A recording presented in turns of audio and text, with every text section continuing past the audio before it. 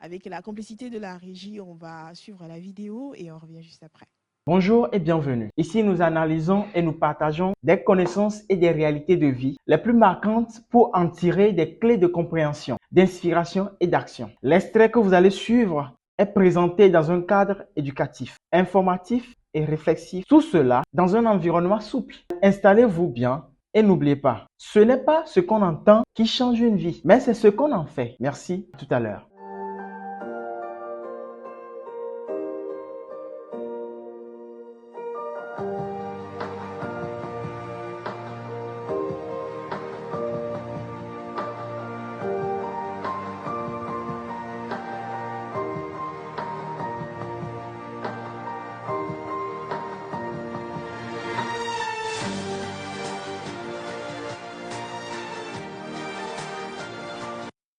Là, nous venons de suivre la vidéo. C'est vrai elle est courte comme vidéo.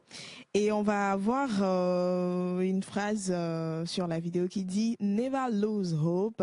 Just when you think it is over, God send a miracle. » Donc, qu'est-ce qui se passe? On peut toujours quand même regarder la vidéo pour mieux remarquer l'action qui se passe quand même dans l'eau. Là, nous avons deux animaux. Et puis, il y a on connaît hein, le crocodile toujours dans son champ d'action, qui a la facilité d'attraper les autres. Parce que bon, sûrement qu'il se dit que bah, tu es venu sur mon terrain, donc je te gère efficacement.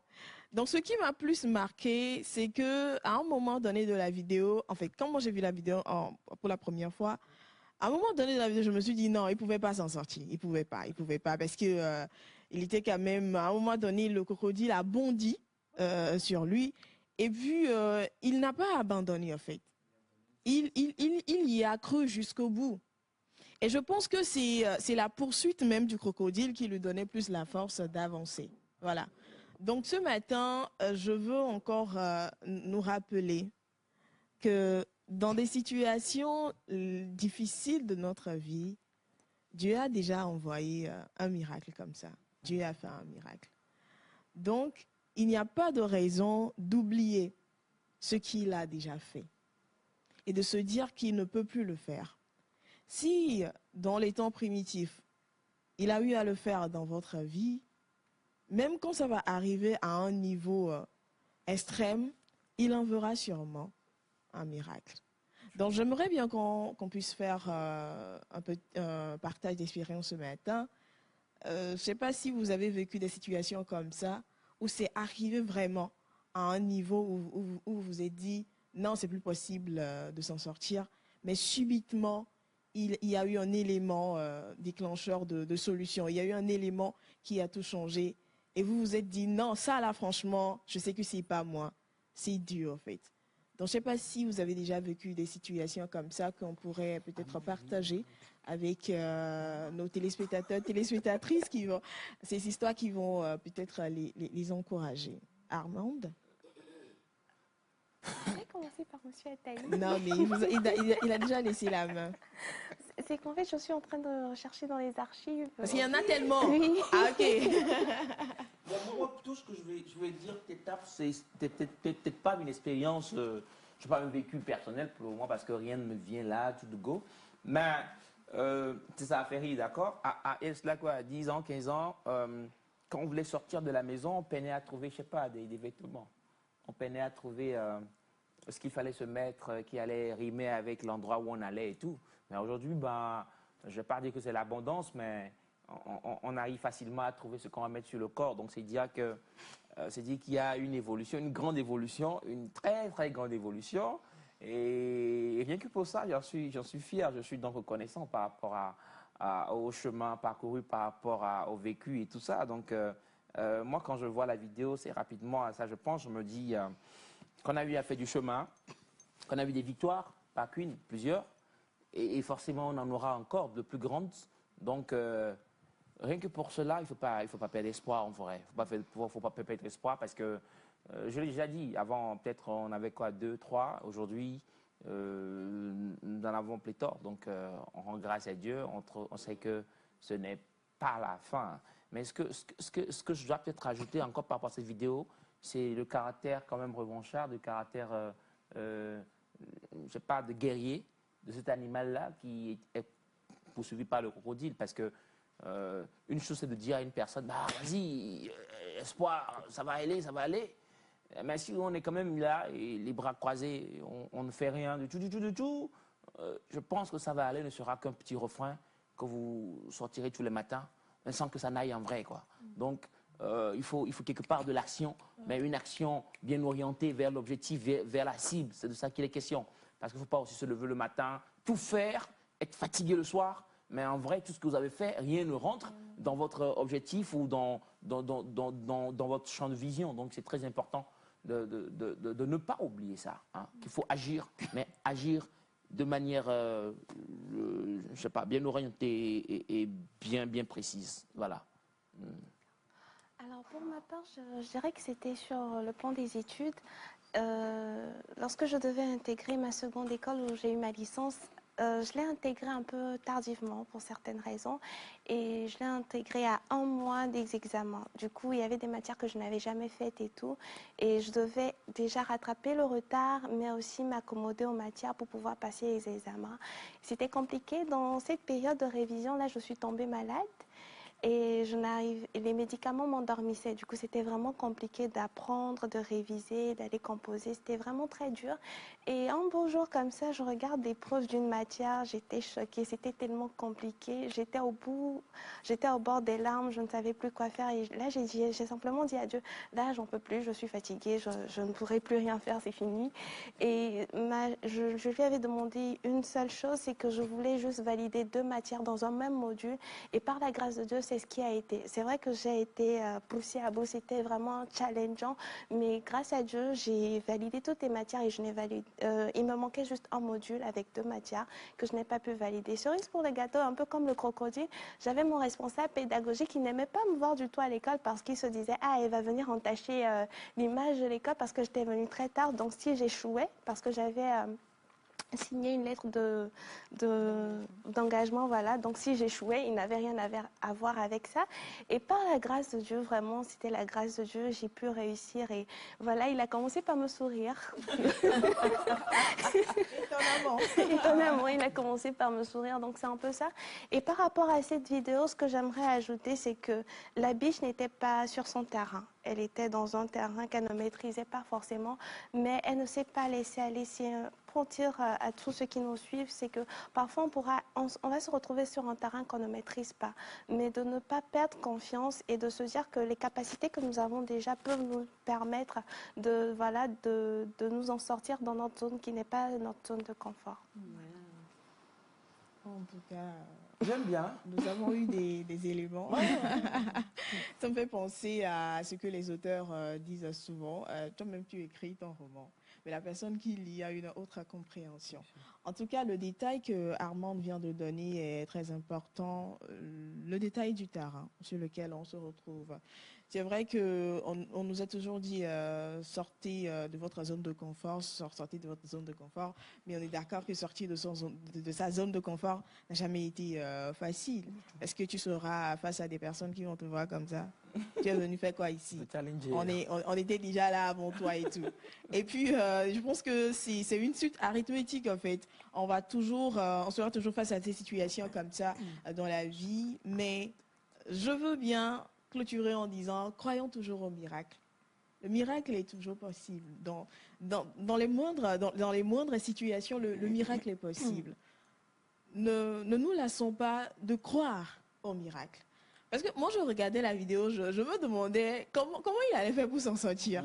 Et quand j'ai vu l'herbe, je me suis dit, ah ouais, vraiment. Il faut vraiment toujours croire à un miracle. Et c'est au moment où on veut abandonner, comme Armande l'a dit, que Dieu, il fait quelque chose. Et ça dépend aussi de notre action. Parce que si on voit bien l'animal, il a posé l'action jusqu'au bout. C'est clair. Il a posé l'action jusqu'au bout, avant que le miracle ne s'y ajoute. Donc, on va faire notre part. J'aime toujours le dire. On va faire notre part, Dieu va faire sa part et ça va marcher. Exact. Si Dieu fait sa part, nous ne faisons pas notre part, ça ne va pas marcher. De la même manière, si nous faisons notre part, en négligeant la part de Dieu, ça ne va pas marcher aussi. Donc, je pense que c'est en collaboration qu'on arrive quand même à trouver ce dont on a besoin, à être au niveau convoité. Et Dieu, il est là pour nous donner le miracle, mais passons à l'action et tout ira bien. Voilà. Waouh. J'ai tellement aimé cette magnifique vidéo que tu nous as montrée et qui nous booste en fait énormément beaucoup. Et c'est vrai que tout le monde a parlé de... Mais je crois que cette vidéo s'applique sur tous les plans de notre vie. Voilà, on arrive parfois dans des saisons de notre vie où on perd pied. On vit des choses, on parlait de zone de confort. Tu arrives quelque part et tout ça et les choses sont un peu... sont vraiment extrêmement bizarres ou même parfois dangereuses. Et j'ai envie de partager cette anecdote-là où on est parti, disons que j'ai été cooptée pour un événement au Niger. Et vu que il y avait moi et le photographe de l'événement qui est aussi togolais, le promoteur de l'événement a décidé qu'on prenne le car au lieu de prendre l'avion en fait. Donc on est allé. Et vu que moi, j'avais d'autres obligations, dès que l'événement est fini, je devais revenir. Donc, le voyage, j'ai dû refaire le voyage toute seule. Sauf que j'ai repris, je ne donnerai pas le nom de la compagnie du car, j'ai repris. Vous savez, quand on dit Niger, vous savez un peu les gens qui sont à l'intérieur. Bien sûr. Voilà, donc il y a la barrière de la langue et tout ça. Et on est arrivé, il y a quel maillot? Allez-y. On est arrivé quelque part où, vers 22h, 22h30 comme ça, le car, enfin la voiture a eu, je ne sais pas si je dois dire un accident, mais en tout cas la voiture s'est retrouvée dans une situation où un tout petit peu on a pu encore sur l'embrayage et on tombait dans un grand ravin et c'est sûr que c'était fini pour tout le monde en fait. Donc, ils ont demandé à tout un chacun de descendre tout doucement. Ils nous ont fait, c'est-à-dire qu'avec une stratégie, parce qu'on ne doit pas pencher, basculer. Le poids des passagers ne devait pas basculer la voiture. Donc, on est tous descendus et on est restés là.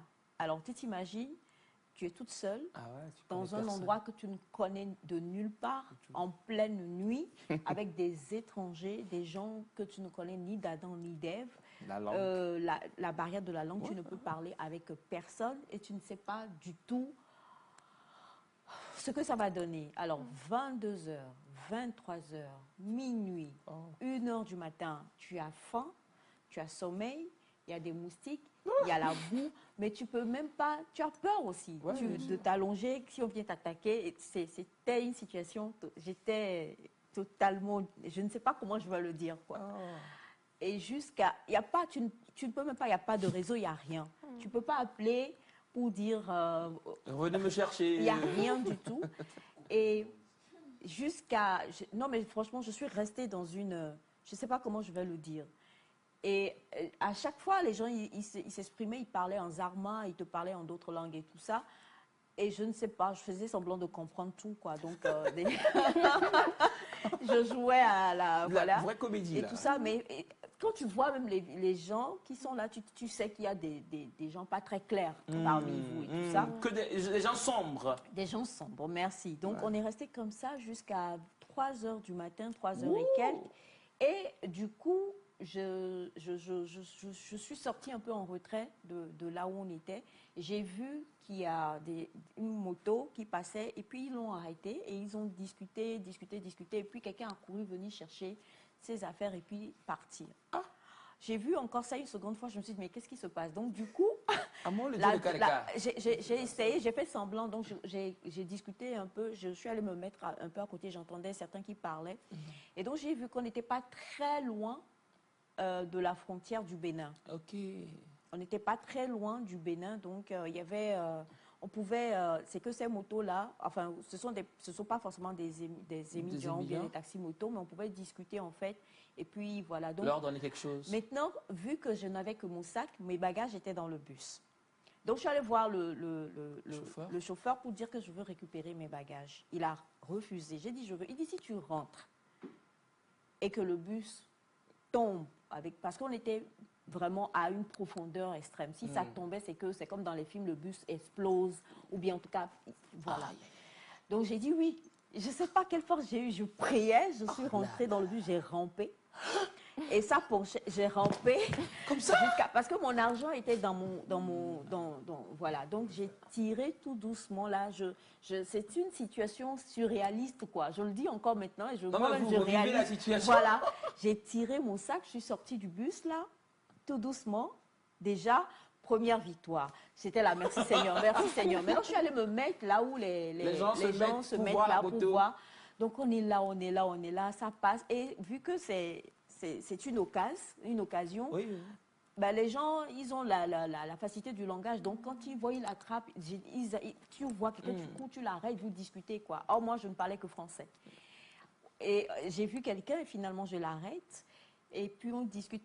La personne, c'est tout ce qu'elle dit, là. Je dis, même si c'est tout mon argent, je vais te donner là. Tu vas prendre. Et je te promets que j'ai fait, je ne sais pas combien de kilomètres dans le noir et dans la brousse, avec mes bagages, en priant, criant Dieu comme pas possible dans mon cœur, jusqu'à ce qu'on arrive. Sur la moto? Oui, sur la moto. On était 3. Attendez. Sur cette moto. On a discuté à 2. Je suis sûre qu'ils m'ont pris tout mon argent, mais tout ce que je voulais, oui. À 3, sur cette moto, on tombait dans les choses, la brousse, la boue et tout ça, jusqu'à arriver à la frontière du Bénin. Je prends de la frontière du Bénin, j'arrive à Cotonou. En France, je me suis retrouvée en terrain connu. Et j'ai repris de Cotonou pour arriver à Lomé. Wow. C'est-à-dire que à chaque fois, je me dis, mais je n'arrive même pas, quand je suis arrivée, je n'arrivais même pas à dire, voici ce qui m'est arrivé, parce que je ne comprenais pas. Je me suis dit, quand je ne comprenais pas. Tout aurait pu m'arriver là-bas, mais Dieu était avec moi, quoi. Donc, parfois, il ne faut pas perdre espoir, comme on l'a dit. Il faut chercher une solution et puis il faut avoir la hargne de se dire que dans cette situation, je suis là, il faut absolument que je m'en sorte, un peu comme la force que la petite biche avait, parce qu'elle aurait très bien pu partir, mais il y avait des choses qui l'ont retenue et qui l'ont maintenue, quoi. Moi, je pense que la première des choses, et c'est bizarre, avant que tu n'arrives, on en parlait ce matin sur le plateau, il faut mettre le premier facteur Dieu et ensuite tourner autour. Il ne faut pas se mettre en premier et puis dire à Dieu de venir tourner autour de nous. Il faut mettre Dieu en premier et ensuite maintenant factoriser tout autour, quoi. Quand c'est comme ça, il y a une base qui est solide et ça nous permet d'évoluer. Sure. Voilà. Sure. Manger. Non mais attendez, votre histoire, c'est quelque chose. Il faut que j'applaudisse. Il faut écrire un livre avec Je comprends mieux cette histoire. pourquoi vous nous avez jamais raconté celle-là. Donc, du coup, merci infiniment à toi, ma très belle Émilie. Franchement, tu as réveillé plein de choses et ça permet. Et tu sais, quand tu vis des choses comme ça te forge. Bien sûr. Ça te forge dans la vie, ça te donne d'avoir du peps, ça te donne de te dire, si j'ai pu traverser ceci, c'est que ça, là aussi, je peux traverser ça, quoi. Et du coup, ça m'a appris désormais à me dire qu'il ne faut pas juste parler français, Mina, et puis anglais. Il faut apprendre plus. Voilà. D'où le fait d'apprendre un peu de Haoussa, surtout Haoussa. Oui. D'apprendre un peu de Haoussa. Parce que le Haoussa, c'est vrai qu'on en parle comme ça, mais c'est une langue qui est très véhiculée. La deuxième langue, très véhiculée. C'est pas très compliqué aussi, je crois, hein, parce que... non. Mais il faut avoir des notions, c'est très important. Si vous êtes quelqu'un qui a envie de faire plusieurs choses, il faut avoir des notions. Merci beaucoup, Émilie, pour cette belle pensée-là. Merci d'avoir suivi ce contenu avec nous. Si vous avez été interpellé, n'hésitez pas à partager vos réflexions avec nous en commentaire. Abonnez-vous pour ne rien rater à des prochaines analyses et discussions. Gardez à l'esprit, chaque parole peut devenir une source de transformation si elle est bien comprise et bien appliquée. À très bientôt.